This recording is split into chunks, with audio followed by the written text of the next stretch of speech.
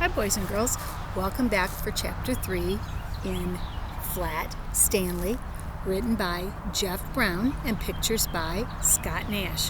When we finished Chapter 2, Flat Stanley had gone down into the sewer to retrieve his mother's ring, and then he had been mailed all the way to California and back. So let's see where Flat Stanley ends up in today's adventure, which is called Stanley the Kite. And again, I decided to read to you outside.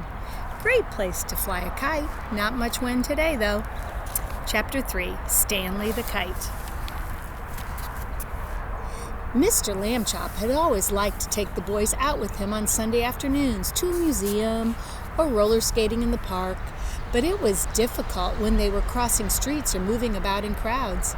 Stanley and Arthur would always be jostled from side to side, and Mr. Lambchop worried about speeding taxis or that hurrying people might accidentally knock them down.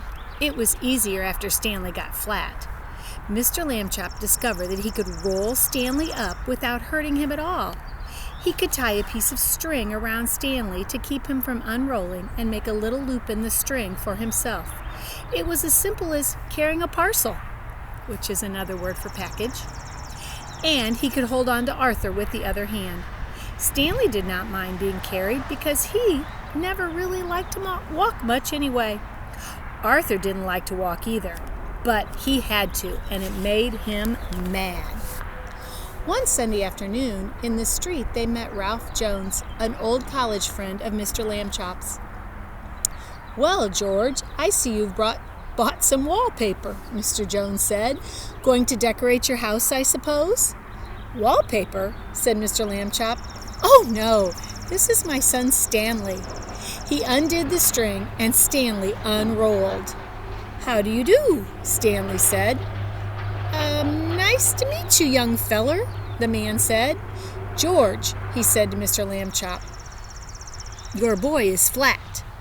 "He's smart, too," Mr. Lambchop said. "Stanley is third from the top of his class at school."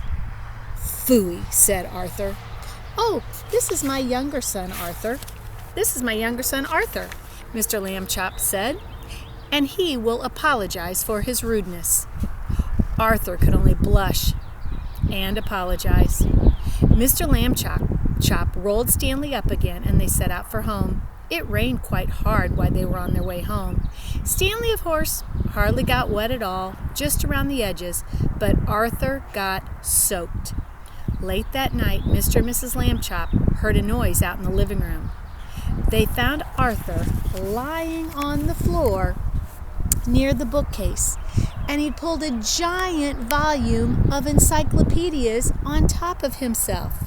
Encyclopedias, boys and girls, is where you had to go at one time to look up information. We didn't have the internet. "Put some more on me," Arthur said when he saw them. "Don't just stand there. Help me. I want to become flat." I think Arthur was a little jealous of his brother. Mr. and Mrs. Lambchop sent him back to bed, but the next morning they spoke to Stanley. "Arthur can't help being jealous," they said. "Be nice to him. You're his big brother, after all." The next Sunday, Stanley and Arthur went to the park by themselves. The day was sunny, but windy too, and many older boys were flying beautiful, enormous kites with long tails, made in all the colors of the rainbow. Arthur sighed. "Someday," he said, "I will have a big kite, and I will win a kite flying contest and be famous like everyone else. Nobody knows who I am these days." Stanley remembered what his parents had said. He went to a boy whose kite was broken and borrowed a large spool of string. "You can fly me, Arthur," he said. "Come on." He attached the string to himself and gave Arthur the spool to hold. He ran lightly across the grass sideways to get up speed, and then he turned to meet the breeze. Up, up, up, up went Stanley, being a kite. He knew just how to manage on the gusts of wind. He faced full into the wind as if when he wanted to rise, and let it take him from behind when he wanted speed. He had only to turn his thin edge to the wind carefully, a little at a time, so that it did not hold him. And then he would slip gracefully down toward the earth again. Arthur let out the string, and Stanley soared high above the trees, a beautiful sight in his red shirt and blue trousers, which is another word for pants. He looked beautiful against the pale blue sky. Everyone in the park stood to watch. Stanley swooped right and then left in long match swoops. He held his arms by his sides and zoomed to the ground like a rocket and curved up again toward the sun. He side-slipped and circled and made figure eights and crosses and a star. Nobody has ever flown a kite the way Stanley Lambchop flew that day. Probably no one ever will again. After a while, of course, people grew tired of watching, and Arthur got tired of running about with the empty spool. Stanley went right on, though, showing off. 3 boys came to Arthur and invited him to join them for a hot dog and some soda pop. Arthur left the spool wedged in the fork of a tree. He did not notice while he was eating the hot dog that the wind was blowing the string and getting it tangled around and around and around the tree. The string got shorter and shorter, but Stanley did not realize how low he was until the leaves brushed his feet, and then it was too late. He got stuck in the branches. 15 minutes passed before Arthur and the other boys heard his cries and climbed up to set him free. Stanley would not speak to his brother that evening.